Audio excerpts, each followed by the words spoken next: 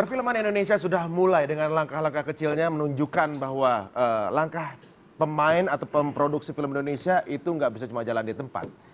Nah, dua teman kita ini sudah merasakan bagaimana premier di Sundance. Nah, sekarang ini kalau pendapat dari masing-masing, kira-kira pandangan mereka dengan film Indonesia gimana sih? Masih butuh banyak belajar? Apa ceritanya unik atau kayaknya masih berapa tahun lagi lalu nyaingin kita gitu? Ayo dulu deh. Mereka kalau pengalaman gue sih waktu itu mereka kagum kayak nggak nyangka kalau Indonesia bisa bikin film yang seperti ini kayak gitu. Terus ya kayak gitu sih kira-kira. Terus ya nggak ada sikap kayak lo kayaknya berapa tahun lagi baru bisa nyanyiin kita, nggak ada sih, nggak maksudnya tidak ada apa ya. Pokoknya nggak mengecilkan negara lain gitu, walaupun mentang-mentang itu di Amerika atau gimana. Justru mereka antusias banget sama kayak gimana sih hasil karyanya orang-orang Asia di Indonesia kayak gitu. Lu tahu nggak? Dulu mereka pernah nonton film Indonesia apa aja? Pernah ada yang ngomong nggak sih? Saya pernah nonton dulu Suster Keramas gitu ada yang misalnya. waktu kan Brownies gitu ya, nggak ada harinya. Film gue Cucin. sebelum film gue berangkat tuh The Raid pertama. Ya, The Raid Redemption itu pernah tayang tahun 2000. Screening di Sundance. 2012. 12 tahun sebelum film aku berangkat gitu, dan screening di sana. Nah terus waktu itu sempat ada sih kayak kan abis screening premier terus kita cari makan gitu misalnya. Terus ada tuh di tengah-tengah jalan yang kayak alah main filmnya, terus gue kayak GR gitu kan. Ada yang ngajak foto bareng segala macam. Terus ada juga gue pernah nonton film Indonesia The Raid gitu kayak gitu. Pernah waktu itu kayak gitu ada. Nah sekarang kita kembali lagi yang sekarang baru masih fresh ini baru mau keluar Killers. Ketika mereka selesai nonton film premiernya, pendapat mereka gimana? Kalau pendapat mereka sih kita ada. Dia nonton sinetron lo dong. Nonton dong, ya waktu itu jadi tukang bakso gitu-gitu kan. Tukang bubur. Tukang bubur ya. Enggak, itu ada sesi tanya jawabnya setelah filmnya diputar. Dan mereka antusias banget. Kenapa mereka antusias banget?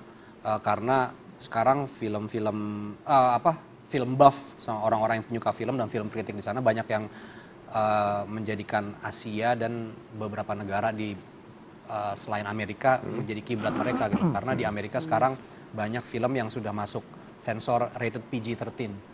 Jadi umur 13 tahun gitu. Makanya kita sering nonton film kayak Bourne atau James Bond gitu, kalau misalnya pukul-pukulan mereka nggak ada memar, nggak ada darah gitu, karena itu supaya lolos gitu. Sedangkan film Asia kayak The Raid, Killers itu berani banget nunjukin realita. Kalau orang berantem ya seperti ini, kalau dipukul berdarah, kalau kena tembak ya bolong gitu. Bolong tuh berdarah gitu. Ya kayak gitu. Makanya mereka antusias banget gitu kalau sama Killers karena filmnya cukup royal dalam hal ngasih gambar-gambar realistik kayak gitu ya. Gitu. Dan mereka ada sih beberapa orang nyamperin gue itu, dia nanya emang di Jakarta segitu ininya gitu bahayanya ya kalau misalnya kalau malam-malam kita jalan-jalan gitu. Ada dia yang nanya kayak gitu, terus gue bilang ya dia itu kalau di sisi Killers memang Jakarta selalu menampilkan realita. Sedangkan kalau yang Tokyo lebih kayak modern culture-nya gitu. Jadi makanya kalau banyak orang yang lebih ngefeel sama segmen Jakartanya dibandingin yang Tokyo. Tapi dua-duanya bagus sih. Jadi ibaratnya kalau misalnya mereka nonton film itu merasa kayak Jakarta agak sedikit menakutkan gitu bayangannya. Bukan ininya, bukan kondisinya, tapi lebih apa ya? Tingkat kriminalnya. Bukan tingkat kriminal. Apa jadi? Apa ya? Sebentar. Dua kata. Depannya F. Apa? Enggak. Mungkin karena tampilannya kali ya, karena tampilannya di enggak, jadi gini, buka lo kali Kak. Mukanya lebih gahar.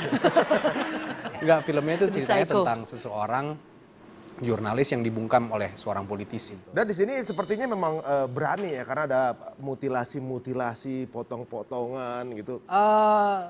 Yang itu nggak ditunjukin sih, karena itu hanya bentuk dari proses pembunuhannya, tapi nggak ditunjukin. Jadi lebih ditunjukin karakternya, bagaimana sutradaranya membuat itu lebih intim sama penonton, karakternya, proses dia mengeksekusikan pembunuhan-pembunuhan itu. Tapi kalau yang mutilasi kayak motong-motong tuh nggak ada. Iya enggak, cuma udah jadi kepotong gitu ya. Padahal Hesti mau kalau main jadi potongan daging nggak apa-apa deh.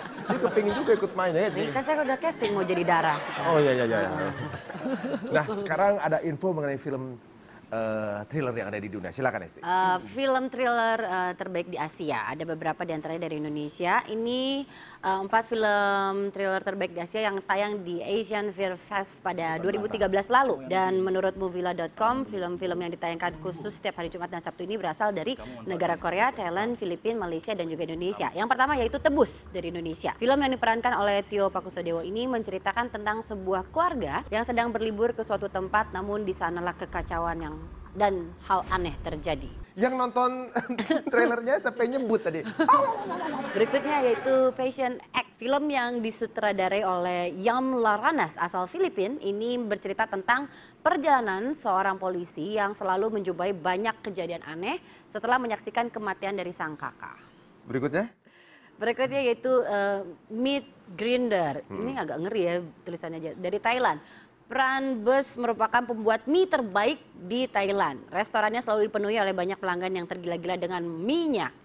Namun nggak ada yang tahu apa rahasia di balik kelezatan makanan yang dibuat olehnya. Ya, ini sesuatu juga fenomena yang sering ada berita juga di Indonesia seperti itu ya. Iya, dari restoran anak yang laku kucing. nggak taunya tuh dagingnya daging apa gitu ya. Ih, menakutkan. Nah, sekarang berbicara mengenai Sundance kembali. Film-film Indonesia yang sudah merasakan arena di sana, kemudian baru mendapatkan penghargaan di Indonesia, ibaratnya baru dilihat gitu oleh orang Indonesia.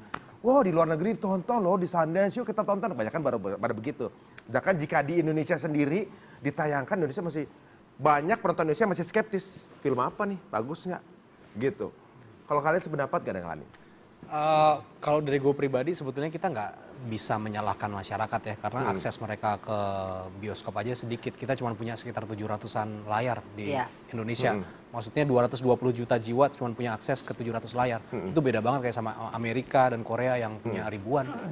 Jadi memang prosesnya panjang banget kalau kita mulainya bukan dari distribusi. Gue serius banget ya ngomongnya. Nggak apa-apa, serius aja. Abis itu Apa mau sambil pokoknya grab ngomongnya? Dari Biar nggak terlalu dia serius. udah main Nintendo. Biar nggak terlalu serius. Enggak, jadi intinya sebetulnya harus mulai dari distribusi dulu, baru penontonnya itu baru nggak memandang sebelah mata, karena yang dari daerah tuh bisa ngelihat punya akses ke bioskop gampang banget gitu. Ya, betulnya gara-gara akses tersebut yang nggak mudah, kemudian juga mungkin ekonomi juga ya. Ekonomi ya. juga sih, kayak waktu itu juga kesempatan buat film Indonesia yang sendiri tuh tidak Diberikan ruang. udah tahu fasilitasnya sedikit, kesempatannya tuh dikasihnya juga sedikit gitu. Kayak contohnya waktu itu aku lagi tayang filmnya bareng sama, aduh gue lupa zamannya apa ya? Iron Man. Iron Man. kalau Superman. nggak salah. Enggak, Iron Man. Iron Man. Jadi ada 6 studio, yang satu Don't Talk Love, sisanya Iron Man. Terus kayak padahal nggak segitu banyaknya juga yang mau nonton Iron Man. Kita nggak jadi tuan rumah Gue di kejujuran ya, negara sendiri. tapi emang kayak gitu. Itu benar sekali ya. Film Indonesia tidak jadi tuan rumah di negara sendiri. Padahal di Korea sendiri, box office film Korea yang luar negeri cuma 2 tahun 2013. Iron Man sama World War Z, sisanya film Korea. Film Korea. Di Karena India juga gitu. Di India pun begitu. Di India gitu juga. Film dalam negerinya sendiri justru yang lebih dibanyakin. Bahkan Benar. kalau film dari Hollywood mereka screeningnya ketat. Iya.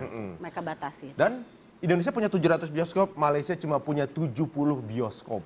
Dan satu bioskopnya bisa 1 jutaan yang nonton. Bayangin. Wow. Wah, itu Itu jadi hausnya mau nonton film ya. itu berarti menunjukkan sebenarnya Indonesia juga nggak jelek-jelek amat. Di Asia, Indonesia juga merupakan bioskop yang bagus loh Indonesia. Terbagus. Iya, bagus. Teman saya orang Amerika kalau kesini dia pengennya nonton bioskopnya.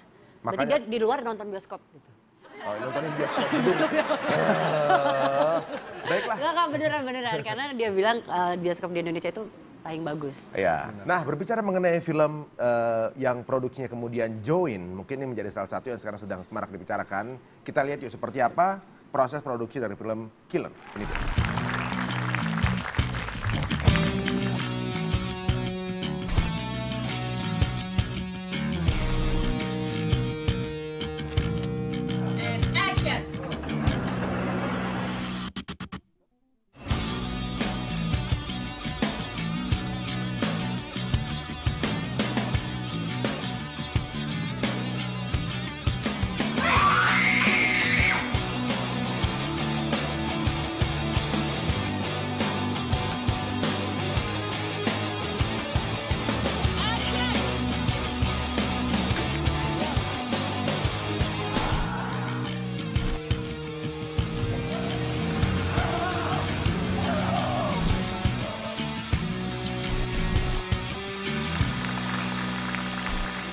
Ya, mudah-mudahan semakin penasaran dengan film Killers ini dan mudah-mudahan bukan hanya film Killers saja, melainkan semua film Indonesia.